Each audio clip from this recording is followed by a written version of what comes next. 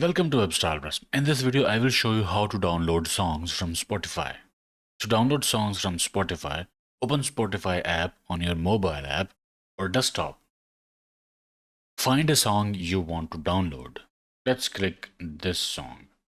Click three dots. Here we should have download option, but as you can see, we don't have it here. That is because you need Spotify Premium, which is a paid monthly subscription in order to download songs from Spotify. Premium subscription allows you to listen to Spotify without ads and gives you the option to download music. As you can see from here, ad-free music listening, download to listen offline. After you get the subscription, go to the desired song, click three dots, and there you will have the option to download the song. But it does not save music to your PC or mobile device. It will save music in the Spotify app so that you can use it without an internet connection.